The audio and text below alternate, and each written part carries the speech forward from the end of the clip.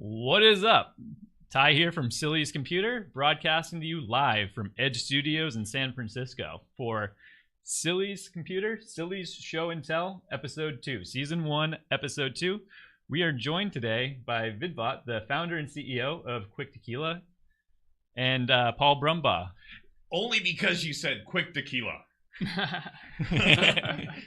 Sorry, that's right. My name is Paul. I'm an alcoholic. I'm kidding. Sorry, go ahead. Yeah. So Vidbot and I met at Game Developers Conference this past week that was happening in San Francisco, and Vidbot's working on some pretty interesting game and has like a background in game development and game design and a whole team to be able to produce his latest project. You want to give us a quick high level who you are and what you're working on? For sure. My name is Vidbot. I'm a game developer. I've been working on video games for about a decade now, and we are right now working on a game called Tamashika, which is a psychedelic first-person shooter with like a quick jump in, play, and you can do like lots of short runs.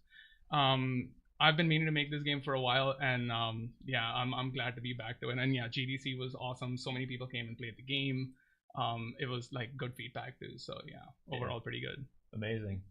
Yeah. What stood out to you about like Game Developers Conference? How many years have you been there now, and what brings you back? So I actually first visited the GDC in like 2016, and that was like my first time. So it was like it took a while to like get used to understand how to like network and like meet people. Last year I came back and it was really fun this time. Like last time it was really fun. I got to like meet a lot of cool new people. We met last time also at GDC. And I was pretty sure that I'm gonna come back with a game. Like I wanted to like have something to present. And I was already working on Tamashika actually. So I just, I was just like, yeah, see you next year. So yeah, that happened and it was pretty good. Yeah. Yeah, the cover art is absolutely beautiful. Paul, do you think we can pull up the cover art? There we go. Yeah. Do you want to talk a little bit about like what we're looking at here? It's absolutely stunning.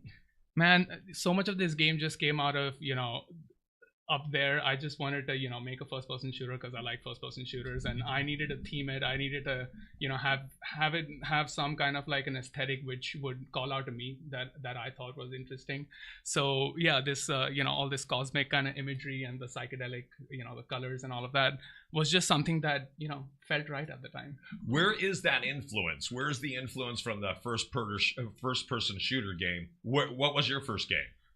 My first, I actually have made psychedelic kind of first-person shooters before, but they were less psychedelic, more like colorful and kawaii. So Lovely Planet was the game that I made before, and I saw that game and I saw all the games that I've worked on before and all my inspirations and things that get me excited. And a lot of that has to do with like esoteric, psychedelic, those kind of things, like consciousness and things like that. So I'm like, okay, how do we put them together in a way which would make sense for me? So yeah, this is what came out. That image was what came out of that. Yeah. Now, is it a dream state? Do you wake up and you're like in a fever dream and I got to get this down on paper, or what's happening? That's basically what's happening. You start off in this kind of a psychedelic Japanese subway looking thing, and enemies come at you and you shoot at them. Maybe we can go ahead and hit play on this video here, and we can actually watch the trailer to give our viewers some context. You got it.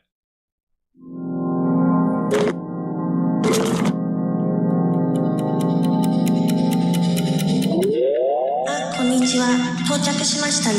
私はあなたの友達です。私はあなたの敵です。私はあなたです。私はタマシカです。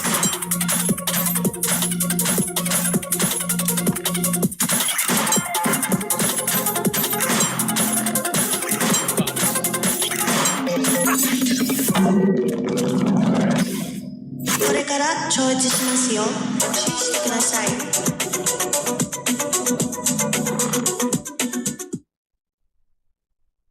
So yeah, published by Edgelord. That's Harmony Korine's new label, and they're getting into video games. So this is going to be the flagship title. Cool. Yeah. No, I got the chance to play it at GDC, and it was like it really sucked me in. I don't know if you want to, because I know how long the game's supposed to take. Do you want to give some context on how, like, what's it like to play through? How long should somebody expect to sit down to play this game? Right. I'm looking for like players who might be in it for like the 10-minute, like you sit down, you do your little meditation with the machine, and have a flow state and beat the level or not beat the level. Just come back tomorrow for a different level. that's how I found that I've been playing games more recently, because I don't have, the kind of time investment that goes into like a long kind of sit down and a narrative and this and that. So I just wanted to do something that's quick to get into. Like you have fun with it, you give it your total attention. It's not the kind of game that you want to play while you're distracted. Yeah. So that is the experience basically. Yeah. And it's a visual feast for the eyes. I love the colors. That's the psychedelic part, right? And then it makes even just watching the trailer gave me like, I want to play. I want to play. Yeah. It looks so fun.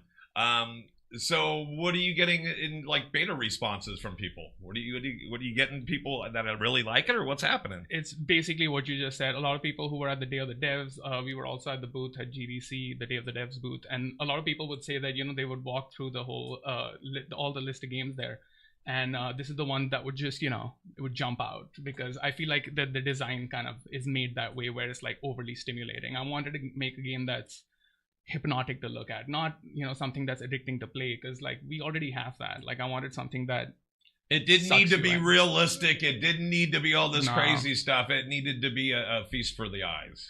Yeah, and all the senses, really. Yeah, and I think some people get that out of realistic graphics too, and that's great. And we have a lot of games that are doing that, and more power to them. I just wanted to, do make something different. Yeah, basically. No way. Attention capture, right? Yeah, that's wild. Somebody thinking of something that's not a cookie cutter. So where did this come about? How did this happen for you? I mean, I know your inspiration is your other games, but you grow up playing video games. Yes. Yeah. You're definitely of that era. When people ask me about my inspiration, it's hard to tell them it's Pong. And so, where were you as a kid? What kind of games were you playing? I started off on the Sega Genesis. This was like way back, and that was the only console that we had. And this was the time when the cartridges had those, like 100 games in one, kind of like that gray market. Yeah. So Nintendo never came to India, so I never got to play, the Marios of the world at the time. So you got to play the homebrewed hacked ones, or they still had legit games on them. The game that did it for me at the time was Sonic the Hedgehog. Yeah, that was my first game as well. I think I started playing Sonic the Hedgehog at 3 years old. So so I started with that too, and it was pretty transformative. Like as the story goes, I went up to my dad after I played my Sega Genesis, and I told him, "Look, I want to make this stuff. Yeah, you tell me how to. You help me figure this out. That's what we're gonna do." Yeah. And it's funny how certain things that no matter what you do, it brings you back to those times. Because even I just dropped my ring, and I'm like, Sonic. Just lost my ring. What's going on? Isn't it kind of transcendent when you play something like this that you can almost smell the cookies in the oven baking? Oh yeah, you could almost feel all those senses of all those things when you were a kid. I think that kind of engineering, like having played that game at such a young age and really getting into it, I think it leaves a shape in my brain where I'm just like, I want that activity feels fun. And I found that more games that I played, even to this day, I have a certain way of approaching them, and I feel like the games that I'm making is reflecting that one for one. So Tamashika, when I started working on it, I wanted to make the first-person shooter that feels like half racing game almost, where you're just like in it with the button presses and like you're in the flow state. That's basically where this comes from. So it's like a realization of that thing that you're saying. Like you just, you have it in your veins, just like make it come out. Yeah. So you have a team now, but how long are you working on Tamashika by yourself? So it was called Run Gun before. I worked on, so I quit my job because I was pretty burnt out. I was not happy, doing like not making video games. And I was just like, if I'm going to be happy, I'm going to be making video games. So for 1 year, I was just prototyping like many different kinds of first-person shooters because that's just my thing. And I think about after 6, maybe 9 months of prototyping, I was just like, I see it. I see the game I'm trying to make. Oh, wow. Yeah. That's where it happens. Yeah. So after those 9 months, so you could like feel it. You could feel the game coming to fruition. Oh, yeah. And then what was the next step from there? Like what was that gap from that 9 months of prototyping to where we are today? Oh yeah, I think that's the point in which we're in the process. Like it turns over. Like the agency is now with the thing telling me how to make it. And then from there, I just did the best I could at the time. I was like, listen, this game needs better art. I went out looking for artists because I've usually worked only by myself with my games. I did all the art and like all of the stuff, the programming. This time I was like, nah, we're going to do it different. And it's just, I found someone who, you know, I liked their art. They were pretty enthusiastic about it. And I was just like, all right, let's work together. And slowly the game just started. Yeah. And then it's just doing its thing. The game is just like making itself in front of me and I'm in service of it. Yeah. Yeah. How did that collab happen between you and the animator? Oh, the internet. God bless the internet. Like I sent out a bunch of, you know. Okay, but feelers. I know you didn't go on Fiverr. No, not this time. Not this time. I know you didn't go out on Fiverr and do this. So do you have a good network of colleagues and friends and people out there that are doing these kind of things that you can dip into that pool?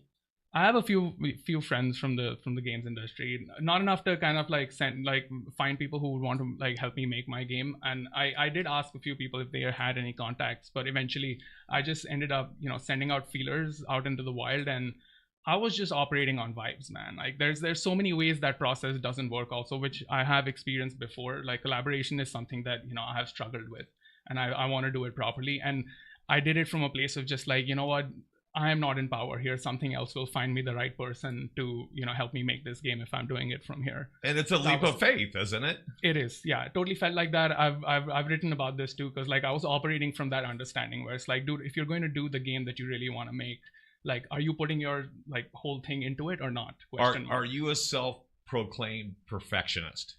I actually don't call myself a perfectionist. Like I'm more just a feels vibes guy. I like to operate from just like what feels right. Yeah. And that's where that came from. That collab came from, really, right? So. Yeah. I actually gave up a lot of agency with how the game would look, how the, you know, art would look.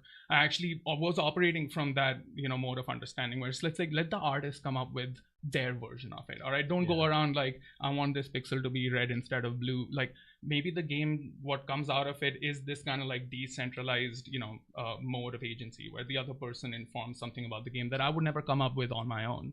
That thing, once you get that, I feel like that place is just, it's a different state. I have not really experienced that before. With this game, I do feel it, where it's just like you put what you want to put in the game. It might fit better than what I can come up with. Yeah. As we're talking about the art, we actually have some stills. Maybe it's worth pulling those up and we can kind of like talk about a little bit about what's going on inside of these. Yeah. So what's going on here? What are we seeing? So I see a gun, a knife, and a green thing. Right. Yeah. What are those? Well, that green thing, the little blob in the distance, is an enemy, and they have just fired a bullet at you. And this is an older screenshot. We have updated this. This kanji on the side is asking you to deflect the bullet because the bullet is in like midair. So the game has like this quick time event every time an enemy shoots at you. So you have to press the deflect button and you can knife out the bullet from midair with your knife because, you know, you're cool in the video game. So yeah, that's basically what's happening. Cool. Yeah, and over here it's the same thing, but for melee combat, quick time event, you go into like this anime alt screen, and the enemy comes at you with this like proper animation, and then you just, you know, slice them and then go. Does he have a long red tie for any particular reason? So I really want to get into this because like there's so many ways to interpret what's going on the screen because the game doesn't tell you almost anything about what the setting is, where you are. There are some hints, obviously, like the Japanese subway inspiration is pretty obvious. 2 + 2 is 4. Why are they wearing, you know, the red tie? And that smile looks really ominously familiar. Yeah, my instructions to my artist was just like, look, I need something that's gamey, that's fun, and the tie was just like this aesthetic element that swings around more, so there's some visual cue of movement. That was my reasoning into it. Yeah. And the 2 color contrast would really work. So from a technical standpoint, all the decisions that I made were from a technical standpoint. You can ask my artist her inspirations. I won't speak for her. Yeah, no, the contrast does give you like an actual pop of like having played the game and kind of like running through. They grab your attention and it gives it like enough depth without having to like get too over the top. Yeah, too noisy. Yeah. What's the backstory to the villain? The backstory. No, I mean, so why is he the villain? Oh, why is he the villain? Or why is there? I mean, is it like is he an alien from another world? What is he? Or are these spoilers? These are very big spoilers. These are all spoilers. See, I'm asking all the right questions. You are, actually. So that's right. Buy and download today and we can answer these questions for Yeah, you in DLC real time. pack. Yeah, when is the game officially releasing? We don't have a release date yet, but later this year, after we figured out some other things, hopefully Q3, Q4. Cool. Yeah. Yeah, just kind of flipping through these different presentations. So this is as we're rewinding right here, right? Yeah.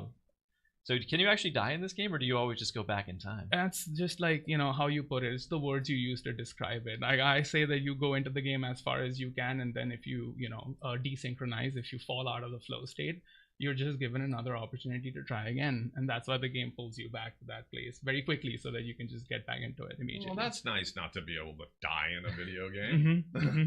I don't think we do that in real life either, but that's a separate discussion. No, but it's kind of funny. Or, do you reincarnate? Do you go back in time in the time machine? What's happening? And so, no, that's great. Yes. The game's structure alludes to the cyclical nature of how our universe exists. So, yeah. No, I really dig it. I like the term desynchronization as well. Yeah, because it's a flow state exercise, right? Like you're coming into flow with your machine. Yeah, and it's funny because you use the term flow state a lot, to where sometimes when somebody's playing a video game, they're so entranced, but it's more, what's the word I'm looking for? Animated. They're really engaged. If they're on a headset, they're yelling at people. When you're playing your game, it sounds like you're almost in a meditative state. Yep. You're looking inward. Mm-hmm. So am I hitting on a... Yeah, I think you are. And Okay. from there, I think you can derive what the enemies are as well. Oh, Yes. okay. Mm. So get out the vote. Anyway, so just saying this is what we do, folks. Okay. Yeah, the flow state is one of the things that like really stands out to me. Like my background is also like as a programmer. So you're a gameplay designer, gameplay developer, programmer. You have an artist, and but really quick on that thought train. Like programming is this entirely meditative exercise. Not to everybody, but to me, I definitely feel that there is somewhat of a relationship between what you're creating, why you're creating it, and like that determination. We were texting the other day about like I asked you, what is the single most determining factor for like flow state being achieved? Do you want to like kind of elaborate on like what that kind of thought process is to you? Like what does it mean? Like how do you know if flow state's possible? Yeah. So my response to you at a technical level is like it's a attention dynamic. It's how fully you can attend to a thing, and that should give us like some measure of flow. But there are other things that keep your attention from being that steadfastly at one spot, and those are like other things. So like that's what you said, so you can take it from there. Yeah, the one I threw out one word for being able to achieve flow state, and that is just determination, because that being able to be determined means the challenge is a challenge. It's something that is achievable. It is something that you can be determined, but it's a short-term level of determination, not like a long-term. And I think the anecdote that I used was it's Rocky in a fight, not Rocky training for the fight. Both are determination, but Yes. there's something in that flow state in that moment. I've never actually seen any of the Rocky movies. I was looking at Eye of the Tiger lyrics. Yeah.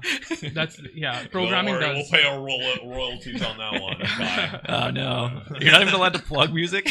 Yeah, no, we'll play something. So, okay, but I mean, again, it seems like you're doing something different than a lot of people have ever done with video games. They're literally you're looking for. Sometimes it's a release. Now it seems like it's more of a calling in.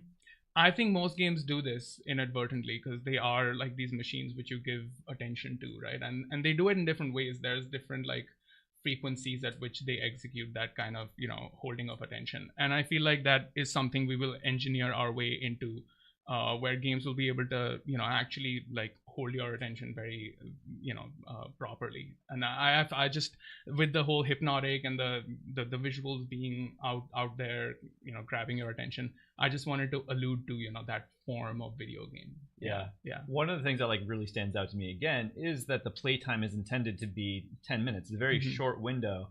And in this like global attention economy where everything is like vying for our attention, you think about some of these games that come out that are like intended to be 120 hours like with multiple playthroughs, and that's still in the most innocent of interpretations of what the attention economy is. Yeah. Before we even get into the whole like monetization dynamic, you know, Oof, just can't yeah. stop swiping. Like reality is desynchronizing around me. Yep. That is doing that. It is definitely doing that. I think the attention economy discussion is super deep, and like we need to go into it. And I feel like video games, given their structure, given the medium, the way it's, you know, the way it's structured, that you are literally like a human being in front of a screen and you're watching it, and it has your attention. I feel like the message there is going to be very important once we get to it. And working backwards from there, like, you know, different games can have different ways of, you know, keeping your attention. We saw mobile games kind of solve the dopamine loop problem, where like we just A/B tested our way into bringing people back into, you know, just pressing some buttons for a while and buying something after a certain period of time. What's next? Like, what do we do after that? Like, how do video games work at the level after that? And I'm curious to explore what that would look like. Now, you constantly got your thoughts flowing in a free state, had to say it, in such a way that I'm guessing ideas still don't stop. In other words, you're probably got your notebook or your phone or whatever your note device is because you're working on the next project. Mm-hmm. That's always happening. I see it in your eyes again. That's always happening. I mean, of course, that's always happening. There are so many ideas that come when you're in that state where it's just like you have to stand and just like catch all the stuff that you can. When creativity's happening, you just got to go with it, right? Yeah, the idea happens to you. You don't have an idea, that kind of a thing, and it's very obvious when that happens. And I think a lot of people who do the creative thing have written about this. Like, this is nothing new. Yeah. Like where you stand next to, you know, who you think you are, and the idea flows through. You just have to give it space to do that. You're not the one with the agency. You're just allowing the mechanism to have that thing happen to it. As I've been exploring more artistic mediums, I don't have like a strong background in music, but as I've explored the process of songwriting, I do find that I end up getting these like jingles and these like melodies, these rhythms, like kind of like stuck in my head, and I have to express them, and I actually have to capture them before they end up like escaping. But it's definitely one of those things that like I can't go searching for. I know that there are some songwriters that are very practiced to be able to like actually like follow the patterns and have like an entire process to be able to create something. But the ones that end up like sticking in my head are the ones that I can like sing to somebody else and have it get stuck in their head. I feel like there's some sort of like inspiration that has to land there. So for you, you're the game developer, game designer, and you have an artist that you brought in. Like, what about the music in this game? Oh yeah. I also have a sound team. I met someone, again, in-person hangouts. I met someone who really understood the sound in the game, and they have a team that's working on the sound for the game, Some Point Sound. And music, they're helping with the music also. And I found a bunch of artists online. I have a bunch of composer friends who I've, you know, met over the last many years. It's just people who are into music that keep coming into my life. Hello, Ty. So they're all making music for the game, by the way. And it's all original music. Yep. And you're paying it forward by collabing with artists that are kind of in the same boat as you, just trying to get this launch and get noticed and have some awareness with their art. Oh yeah, I mean, you have to pay it forward. Like, if I was in that situation, I would like, you know, for the same thing to happen. If we can all build like a cool thing together and then celebrate it together, that's, I guess, the mission. As a creative, that should just be your mission. And if we can do it together, awesome. You know? Well, even like when you were saying you were collabing with the animator, you know, it's really fortunate if you're one of those people that can get hey, Hugh Jackman wants to lend his voice to this. But that's not going to happen with a lot of us. So we have to bang the pavement. We have to send emails and got to hope and pray. Yeah. I hoped and prayed my way out of it. I think we're doing pretty good. That's great. All right, so it's you, an artist, and then like a handful of musicians and composers that are all contributing to this. Anybody else on your team as well? Yeah, the sound team. Okay. Yeah, they're focusing on, you know, sound events and making sure that everything sounds like crispy. Like when you go through the hallways and then it opens out, like you go into, you know, like a low pass kind of filter, so everything is muffled, and then you come back into the corridor. Like that is really important to kind of have the players sink into the game so that everything is kind of moving, even the sound, which I think is like a really important part of the experience. So yeah, that's part of the team. No, sound is, you're gonna go ahead. No, I was just gonna say, so when you win your award at the Gaming Awards ceremony, who's the shout out is gonna go to? And go ahead and do it like you're gonna do it then. You literally tell us who your animator is. Eilis Travis. Yes. Awesome. Yes. And then the people that are doing the music and the sound, who's doing that? Oh, so many people. The sound is Drummond and Ethan, Some Point Sound, and musicians. So this is a long list. My childhood buddy, who was a drummer who used to play the tabla, he's always been meaning to get into production. So I was just like, dude, you know what? Like you write a song, I'll put it in my game. So yeah, Soother Music, like he's writing one track. Another buddy of mine who I met in Croatia, of all places, he's a sound engineer and musician composer. Dushko, his name is, and he's putting music in the game. C Robo, who I met online, who does music with like title cycles and stuff, like he writes code to like live code for music kind of thing. Cool. I love that sound. That's also going into the game. And a couple of other people. I'm trying to recollect all the names. No, and don't worry, it's going to be like every award show where you forget someone, like forgetting to thank your wife or your parents or somebody. I have to. But that's okay. I have to take notes. But there's a lot of. It takes a village. Mm-hmm. It really does. Yeah, it does. Like I've been, before when I used to make games, I always used to like have it be executed like a self-centered process where like it's my game. I'm just like, yeah, it's still my game. But it is also just all these people helping me do it, and that is what is, I think, essential for making something that's a bit higher scale, a bit bigger. When you look back at your baby, mm-hmm. this game, has it really changed that much? You see, I don't choose to look at it like that. Like, as it changed from my original. It's an evolution. It is, yeah. And I went through a certain version of that evolution, and where we are right now, hopefully, is the best version of it. I can't entertain the timeline where it was different. But why would I do that? And if there is any of that thing that's gaining potential energy in my mind, I'll just like, all right, bro, Tamashika 2. Well, exactly. Or use that, the wind beneath your wings, for that to say, wow, we've really come a far way, baby. Yeah. That's the feeling. I want to stay in that feeling. Yeah. That's what keeps me motivated as well. Yeah. That's great. Now, on a personal basis, how do you keep moving forward? How do you stay motivated as a person? Mm-hmm.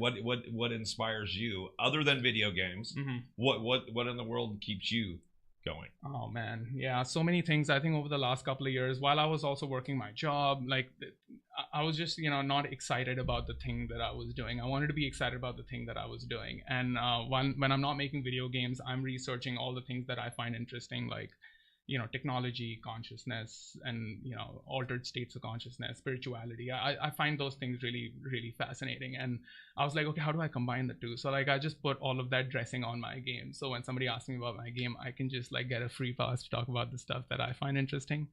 Problem solved, right? So that's how I keep my motivation going. Okay. Yeah. Make the thing that calls out to you. I would say this to any artist, like do the thing that you feel, and don't ask for anyone's permission. Just do the thing that you want to do from here. And we know that. We know that from past experiences, that the jobs we liked, the schools we liked, we got up in the morning and we were excited. Mm-hmm. We wanted to go. We mm-hmm. wanted to dive in. We weren't dreading it. Yeah. And so you've made this your life.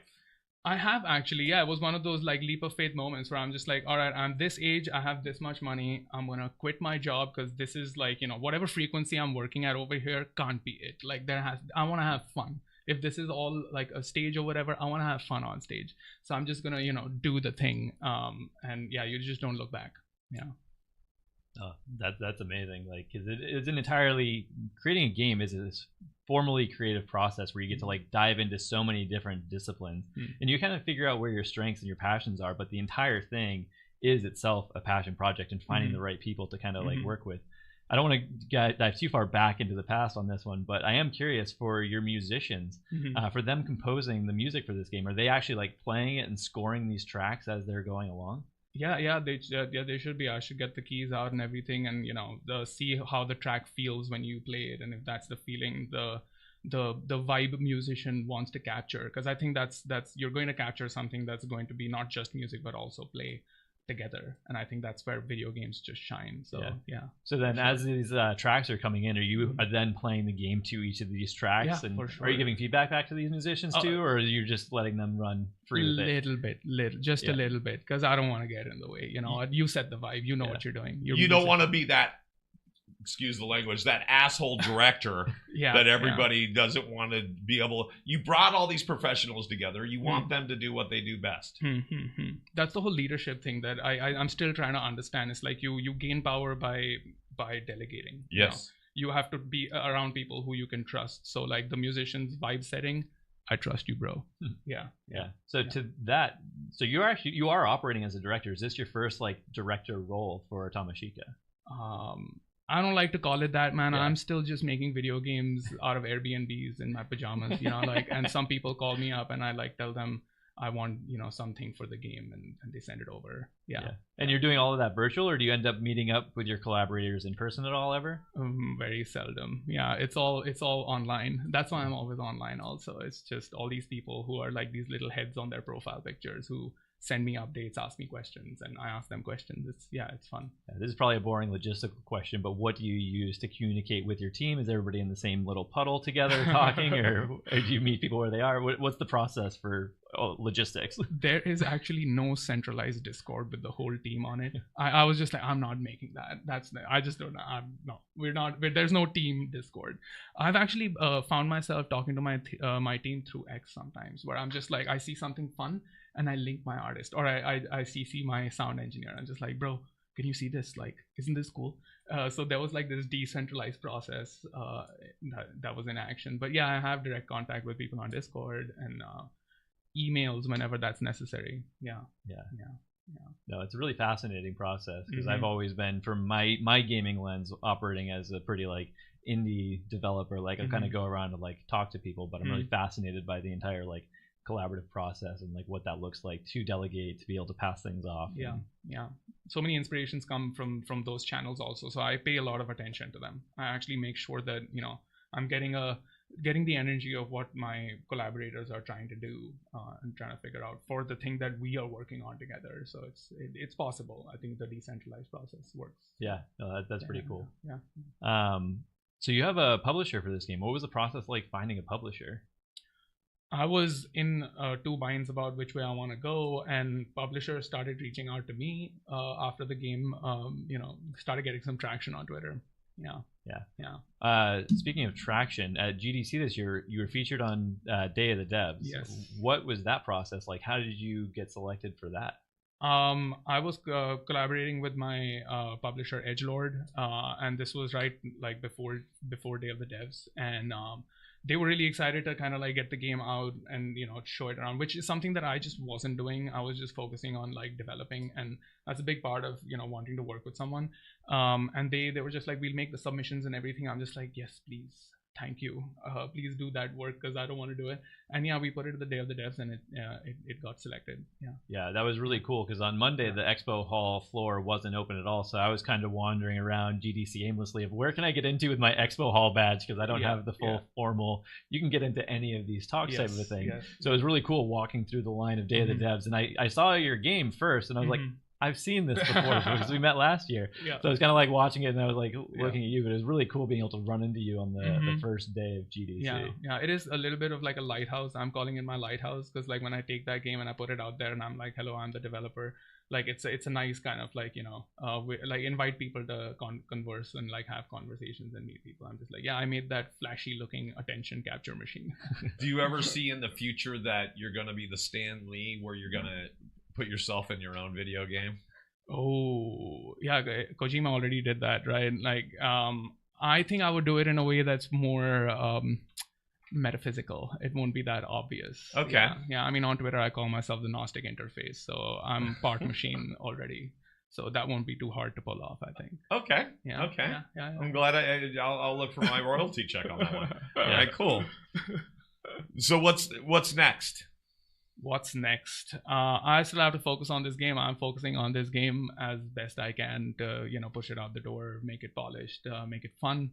That's what I'm focusing on. I'm not really thinking about future plans right now. It's just we'll get there when we'll get there. There is a long list, obviously, of things that I want to put into a game eventually. So probably yes, there's going to be another game. That's what I'll get into, I guess, after this is out. And you're gonna keep us abreast of what's happening when this is coming out, because you haven't had a release date yet. Yeah, there's no release date yet, but there is some work to do. I'm gonna finish up that work. We will have a release date announcement hopefully very soon. Yes. What was the general feedback like at GDC? A lot of people came up. A lot of people said that it's really fun to play. It's very eye catching. The usual, like it grabs your attention, and that's what I was getting out of it. And some people played it. Some people struggled with some parts with which I've kind of fixed now. We actually had people give feedback about like, hey, have you thought about this? I'm like, yes, I have thought about it. I just haven't done it yet. And like I updated the game the 2 days before GDC finished, and we actually enjoyed the new version of the build together, and we're like, yeah, that was a good fix. Let's go. So you were mentioning that at GDC you're kind of like fixing the build. What's your go-to? Like, what's your laptop? What's your desktop? Like, what are you actually developing this game on? Like, what's the hardware, the software that you're using? The tech stack. I was working on an MSI initially it's a laptop, just a regular old like 1080. I think it was a 1060. Windows, Linux? Windows. Yeah. I think games development stuff, I'm more comfortable with doing it on Windows. I have a Mac. I use a Mac for other stuff, but yeah, Windows. I'm developing on Windows. Yeah. And then what software are you using? Are you using a game engine for this game, or? Oh, right. This game is not written in a game engine. I'm using Monogame. That's an SDK. It's like a game programming library. And I'm using VS Code, I think. Yeah, VS Code for the IDE stuff. That's it. Yeah.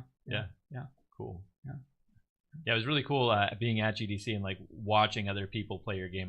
I really enjoy the whole like the third party out of body experience, like just like watching somebody else like experience the game. And there was so many people. There was actually like one guy that I think was playing for about an hour as we're sitting there just talking. Oh yeah. He kept like looking back to see if anybody else like wanted to play, and we're like, no, like you've got this, like keep going. It was did a lot of people that stick around for like that long and get sucked in for an hour or more? Like, yeah, a lot of people came back too, and they were just like, yeah, I've played it a few times. I'll just come back when there's less of a crowd. So yeah, a lot of people did enjoy it enough to replay that same section a few more times. So I was just like, I found my target audience. And it's so different. I mean, the look, the feel, the sound. And so I'm pretty sure if you're there and you're looking at all these different product launches and all these people that have their things, you stand out.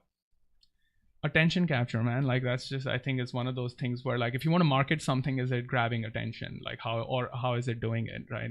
I guess if you look into that is like what's written on the page of the game. If there is a narrative to the game, that's what it's trying to say. Attention is all you need. Yeah, I mean, if you want to make a product just like everybody else, you might as well put on camouflage. Right. I guess. I mean, there are always niches that aren't really, you still inside your niche, you want to be, standing out in some way. So it still applies at different levels. So I think there is that nuance to it. But yeah, camouflage happens when, you don't make it stand out. Yeah.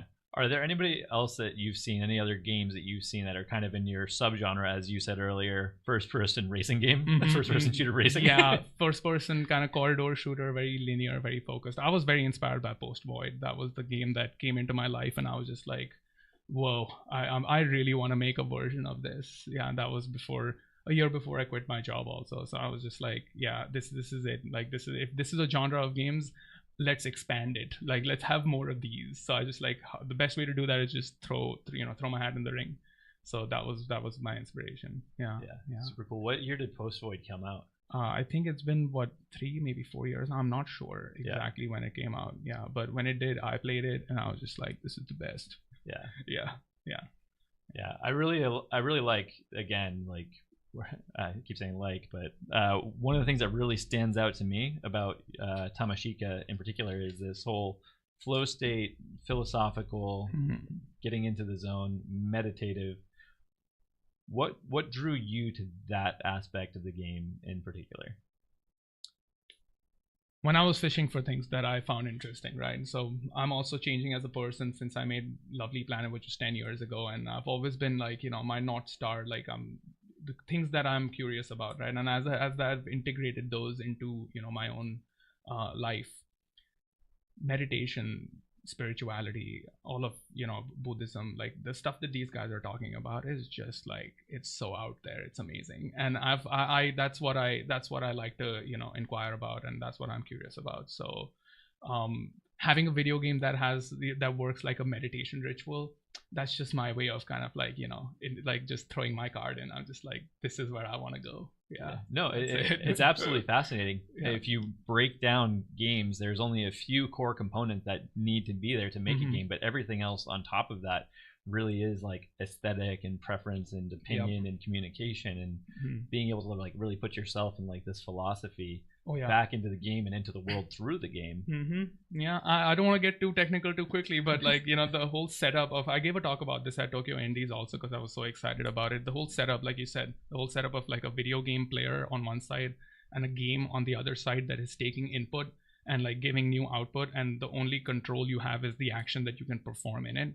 That kind of describes, what we're talking about in cognitive science about like you are an actor in like this salience landscape and you act in it and it updates, right?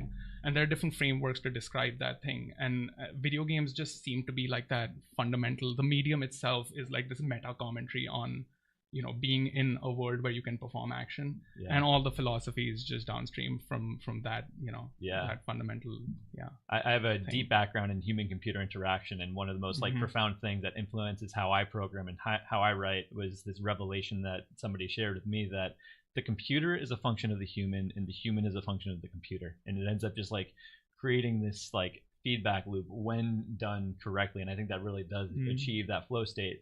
And that's probably the most frustrating thing for me as somebody that appreciates flow state and computers and using these systems, is when you get an ad and it interrupts you and it brings you out of that experience completely, because now you're going off into an alternate reality that you never intended to when you first turned it on. Oh yeah, totally. I think like if we start getting into how that human machine interaction is playing out at all the different levels, it doesn't have to be a brain computer interface directly, but like you looking into the internet and consuming all of the content that you are, the narratives that get installed into your priors, and how your human wetware changes as a result of that, and how that changes my interaction in the base reality. Yeah, we need to have that conversation because it's happening. Is wetware a term that you came up with, or is that a term that's like used in the wild? Because I refer to this like combination, because there's hardware, there's software, and I refer to it as squishware, which is my term. But I'm curious if wetware is one that you came up with, or if that's like an industry term that I should be adopting. I mean, you pick yours, man. Like we'll see which one sticks better. I like yours; it's more funny. But yeah, I just picked it up online somewhere. Like it's my grammar fields, my linguistic home base is a product of like how much time I spent consuming language from different sources, right? So I mean, there are some words that I will say that would just like they don't exist in consensus reality, but like we talk about it because it's interesting. It coins the sensation or whatever it shakes out to be. But to that is probably one of the most frustrating things about how the attention economy of the internet today, as it pertains to wetware, is frustrating to me, is when people start saying the same things in different contexts, and then you're just like, where are you getting this information? Like, where is this wetware coming from? And it's like this entire like weird waterfall where you can never actually find the source of where that wetware originated, but it exists because there's this phenomenon, there's this meme that's being picked up through society. But did that wetware need to exist, or who was motivated to install that wetware on people? And I think to understand the complexity of that thing, to reduce the frustration from this process, we need to understand the dynamics of that mechanism, that complex system that is being created between the wetware, the biological substrate, cognitive substrate, and the technological cognitive substrate. And in between that, the meme is just doing the thing, it's just dancing around. The dynamics of that thing, not just the source, but also just like how it moves, how it mutates, how it evolves, that will be a product of the shape of this mechanism. So we can understand that better. As I was like watching you talk with your hands, I'm really looking at this like really thin line between like the technical application of like, what does building a computer, what does interfacing with a computer like really mean, and then there's the entire like social spectrum, because there's this like raw physics, and if I had to like point exactly on that timeline where I'm utterly fascinated, it is that tiny sliver of a window, and how can we start to like wedge that open to give people more agency over what that social implication kind of looks like. I don't know if you have any thoughts on that space. Gnostic interface. Edgelord, just right there, like that little place. Yes, that I get line. it. I feel you, bro. That was, I really think that's a deep segue that we just kind of like flew into philosophically, but like, there's so much philosophy on this already. I didn't come up with all of this stuff. Like a lot of authors have written about this, there's papers about this, the philosophical aspect of it, and also the hard neuroscience, neurobiology of belief and this and that, right? Like if those things can connect with like whatever recommender systems are doing, they're structured like these machines. This attention mechanism is literally structured after our best models of our own cognition, right? Like it's a prediction mechanism that's just looking for patterns, right? If those two are talking to each other, that's fascinating stuff, right? Like, is somebody studying this? Hello, is there anyone out there? Because I think that's like civilization defining stuff. Like if the mechanism through which we converse with each other has a shape, then it must be imposing that shape on the substrate below. And if we can upgrade that one, this one would just follow suit, or vice versa. It's just you can do it whichever way. Yeah. So we better be doing it right.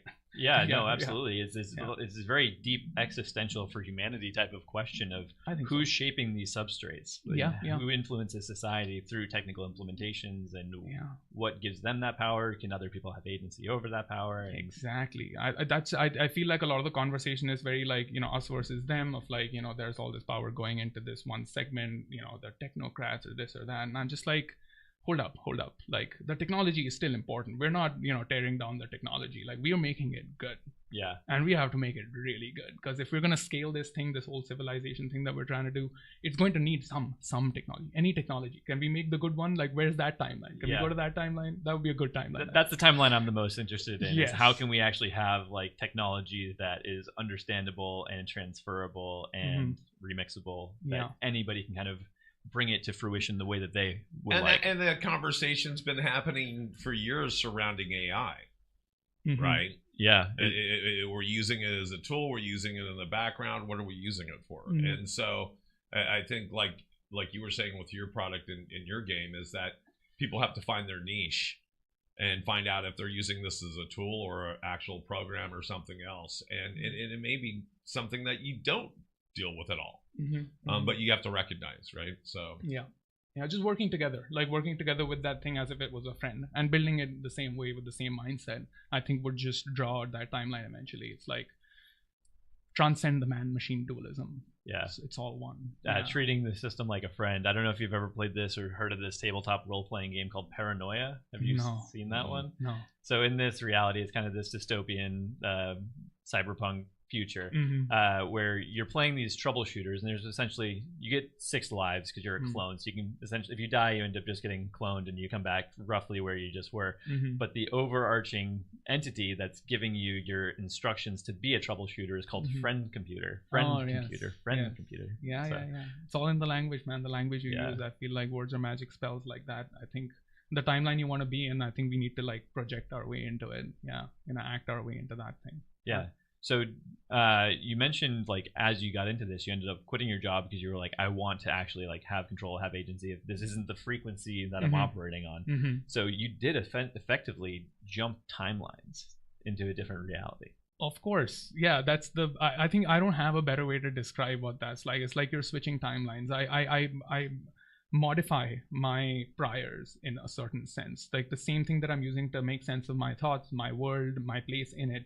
If I just make a decision to look at that differently and not look back very effectively, and not go into some thought spiral of like, oh, I should have kept my job or whatever, just in having that steadfastness, I have already like changed how I approach the world simulation, and every frame that I act in it and it updates is illustrating a new timeline.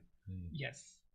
Yeah. Which is always available, by the way. Like all timelines are available to me in a certain sense if I can work my way into them. Yeah. Because I'm a huge fan of this, and like I definitely view myself as a time traveler and jumping timelines and through all these different realities and using my computer as a time machine. Like I'm down with all that. Been there, done for that. Somebody that's just trying to figure that out, like what advice do you have for them to figure out how that they can kind of bring to life and bring to light the reality that they'd rather be in? There are so many ways to describe this, and I think that nobody's ever asked me this question before, so I'm kind of like, there's like four ways to yeah, there you go. Winner software dinner. I'll start with I want to talk about like narrative ecologies, like the narratives that you surround yourself in. This was a big one for me.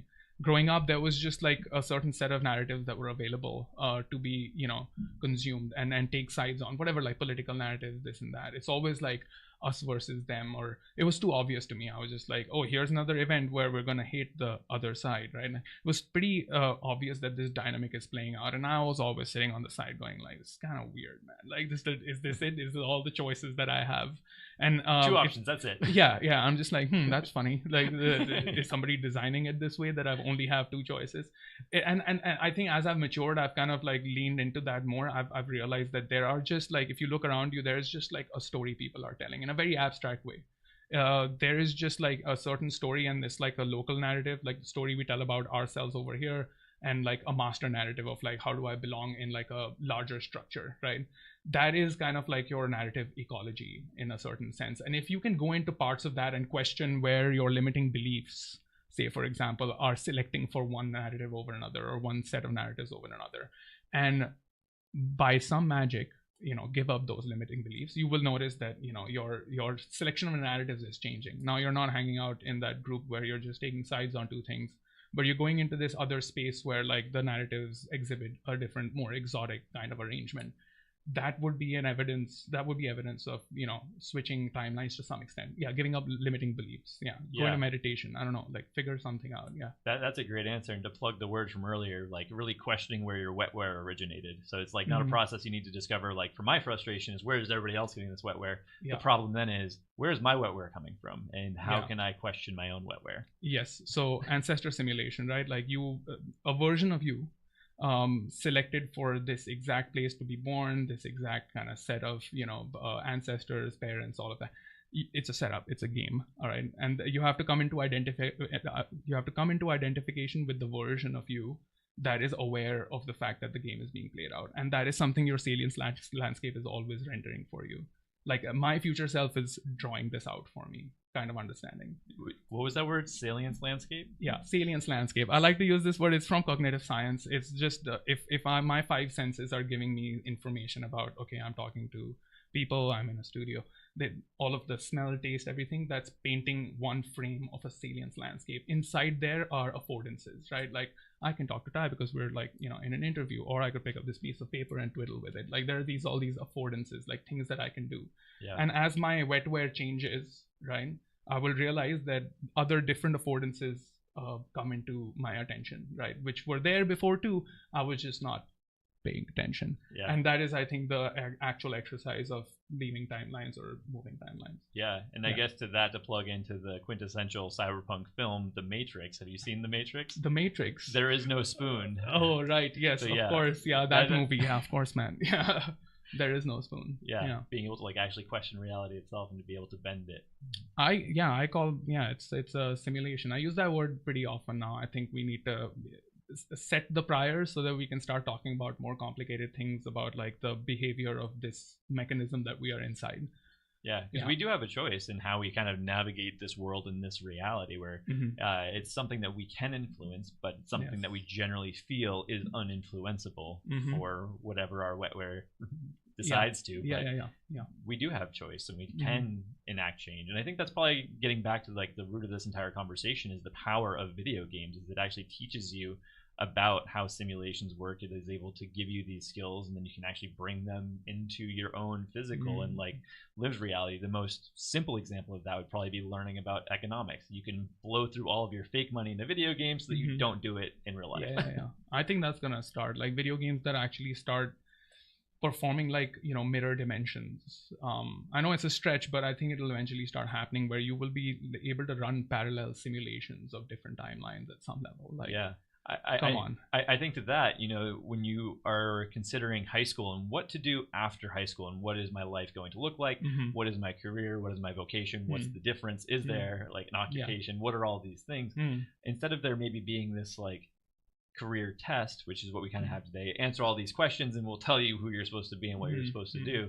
You could actually play out some of those scenarios and be like, this is what it feels like to be an animator, or this is what it feels like to, and you can actually then begin to gravitate towards that. So maybe does that kind of tie into what you mean by mirror reality? Oh, for sure. Like there's another way to put it, like a higher self as a service, where like an AI agent kind of just comes in and talks, like gives you the talk, like you just get the talk from the higher self as a service, where it's just like, dude, I'm here are the choices choices that I have. Can you just like give me probabilities on what timelines I will eventually land up in if I make one choice over the other? Yeah. It's like your intuition as like this agent on the outside, kind of just giving you the data dump of like, here's what we're dealing with in your simulation. Yeah, that kind of thing. No, absolutely fascinating. I like the idea of having these ability to be able to see and project that, because I think that's probably one of the challenging things for people to be able to see outside of their own reality, to question their own wetware, is they don't know what their own limitations are. So to have something that can help power through those invisible walls. Mm-hmm.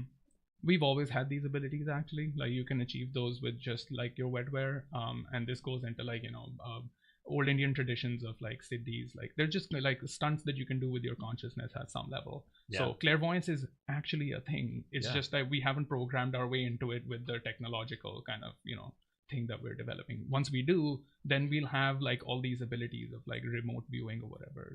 We're literally like holograms in front of each other already with our phones.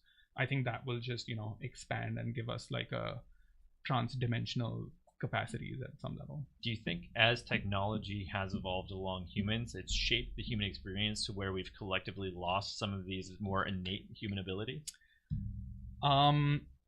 I would like to put it in a way where it's like a cycle. Like we're going through cycles where those abilities I think are still around. They're just not used the same way. Maybe I think it's really complicated. Like technology, you can put it in a way where now that the technology is there, that we don't need to use certain skills. But I'm just like, if we really found them useful, then we would not have the technology do that. Like, why did you let the technology do that? So I feel like if we are at this point, wherever we are, even if that did happen, can we make it so that everything that our consciousness can do is something that is aided by the technology that we create? Yeah, it's wholly complementary to the experience. Complementary. I think they grow together. I don't look at them as separate entities. Like the technology is growing along with the substrate. It is still choosing how it wants it to manifest, and like there are ways to do it, which would be, I think, pretty awesome. Yeah. I dig it. All right. I want to take this opportunity to thank Sillyz Show and Tell live listeners and viewers. We want to thank people on Twitch, YouTube, and Facebook for tuning in. If you have any questions, please feel free to save them or put them in the comment section and we'll get to them. Yeah. Thank you for listening. Thank you for watching. Anything else you want to add before we sign off? Attention is all you need. Yeah, so I'm on Twitter. I mostly post on Twitter. Vidvat M, that's my handle, and tamashiga.com if you want to check out the game.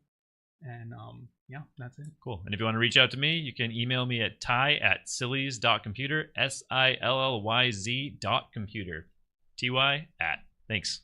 And always check out Edge Studios wherever podcasts can be seen. Thanks, Vidvat. Thank you, guys. Thank you.